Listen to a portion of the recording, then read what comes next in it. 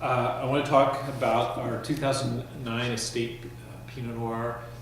This vintage is my favorite kind of vintage in that it is a perfect middleweight. That's not to say that it's the best Pinot Noir I've ever made. It's just the kind of Pinot Noir that I like to drink personally. To put it in the context of the last couple of vintages, 2007 was a great vintage. Very dense, very extracted. But the thing with great vintages is they often are quite a long time to come to their peak. They're frequently sold out before they're at their peak. 2008, the vintage we just had, was a little bit on the lighter side, both in color and general extract. Drank really well young, a good vintage.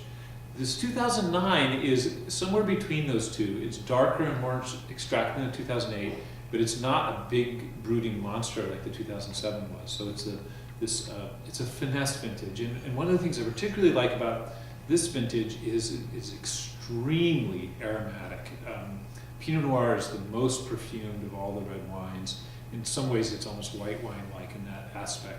And this vintage has a very high degree of perfume. I mean, it really, I know this wine better than anyone on the planet, and it still surprises me how beautiful the aroma is. It's like raspberries and violets together. It's got, it's so fruity right now. You almost have to smell through these raspberries.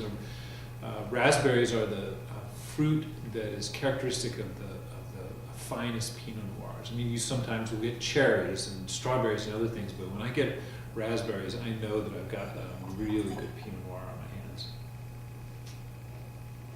And then right underneath it, exuberant fruit and floral is a nice, solid layer of pleasant earthiness. Kind of smells like wet soil, really good garden soil. There's kind of smokiness as well. All Pinot Noirs are smoky. And the smokiness is both the wine itself and the oak component.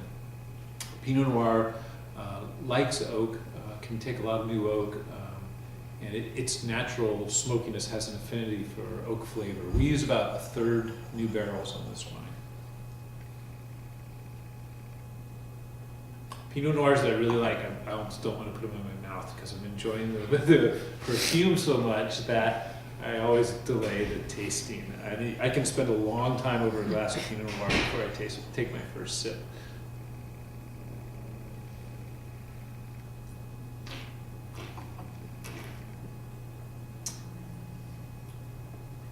This wine is coherent from its aroma into its flavors. That is, fruit and freshness are the primary perception when you taste it.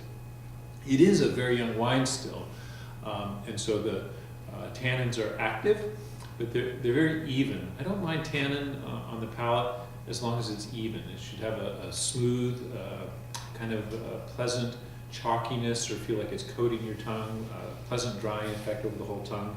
Without that perceptible tannin in a young wine, it'll be very clumsy at the table, very cloying. Your palate will tire of it quickly, and that structure or texture of the wine, which is a combination of the tannins and the acids, it's very important that it be active and dynamic in its youth, and even.